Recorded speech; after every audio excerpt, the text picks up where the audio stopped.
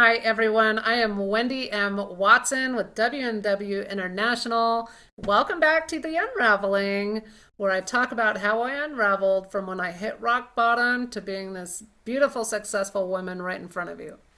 And if you remember in the last episode, I talked about how my business was finally stabilizing and building, but my personal life was starting to fall apart. And in this episode, number 19, we're going to talk about the storm that I saw coming but couldn't quite name. We've all had those seasons where we can feel it, we can see it, but we can't quite put a name to it. And that is what we're going to talk about today. So, like I said, my business was rebuilding, it was starting to stabilize, but my home life was unraveling faster than anything that I could hold together.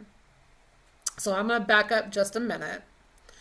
In a previous episode, we talked about how my boyfriend and I at the time were fighting about boundaries. There was a female friend that was giving him too much attention, where he swore it was nothing and nothing was wrong and blah, blah, blah.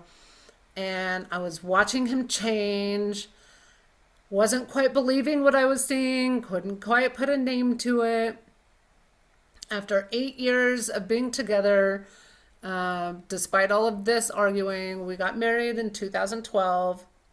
And let me tell that is when everything shifted way more than I could ever expect. And I've heard stories like this from other people, and it's just amazing what happens.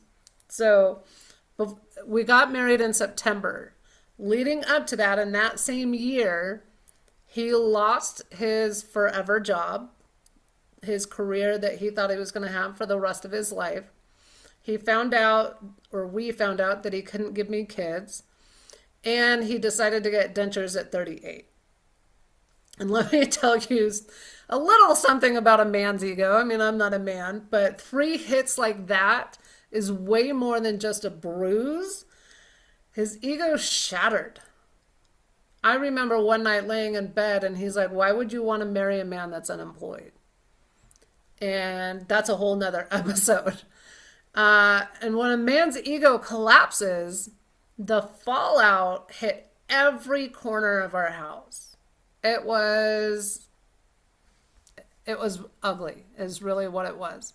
He became a recluse, disappearing into himself, literally sitting in his recliner watching TV almost 24/7. He refused to put effort into the business that he said he wanted. We fought about money constantly. I just mentioned this in a previous episode about fighting about. He was asking me when I was going to start making some real money and why I was giving everything away for free. And there was even a point where he told me I wasn't fun anymore, which was actually a catalyst for me, which was great. Meanwhile, I'm holding up everything emotionally, spiritually, financially, wondering how the hell we got here. And the truth, there's definitely a lot of truths in there that I didn't want to admit. And one was that everything was bad. We'd just gotten married, but everything was bad. I could feel it in my body. I could feel it in my intuition. I could feel it in my bones, but I couldn't quite pinpoint the root. Like, why was all of this happening? And I just knew I was drowning in something that I didn't have a language for yet. I also didn't realize how bad I was drowning. And one day I was standing, I remember this so clearly. I was standing in our kitchen. We have a galley kitchen. The sink's on this side, the appliances on this side. And I was leaning up against the sink side, and I was exhausted. I was depleted. I was almost numb without even knowing why. And I looked up at the ceiling and I said, "I give up. I give up. I can't do this anymore. I can't run on this hamster wheel. I am exhausted and I can't survive like this." And I was praying to a God that I didn't quite believe in yet. And it was the first moment I admitted out loud that the life I was living was hurting me. It was also a moment of surrender because we can't control the external environments. I can't control him. I can't control the weather. I can't control whether or not he's got a job, all of those things. Like, I just can't. So that's when I realized I was on this hamster wheel and I had to get off for my own survival. I was out of strength and I really needed something bigger than me to take the wheel. So looking back at that moment, the kitchen wasn't a weakness, it was wisdom. It was the beginning of letting go. It was the beginning of trying to control everything. It was the beginning of a really important breakthrough for me.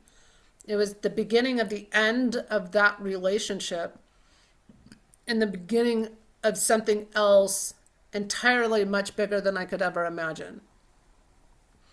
Next week on the Unraveling, come back next week, because what I discovered, the root of all the things, when I finally surrendered and allowed nature to take its course, and the painful truth that finally revealed itself.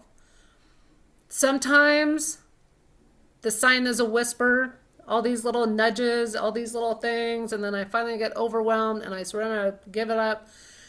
Sometimes someone finally lets the cat out of the bag. And so we're going to talk about that secret next week in episode 20.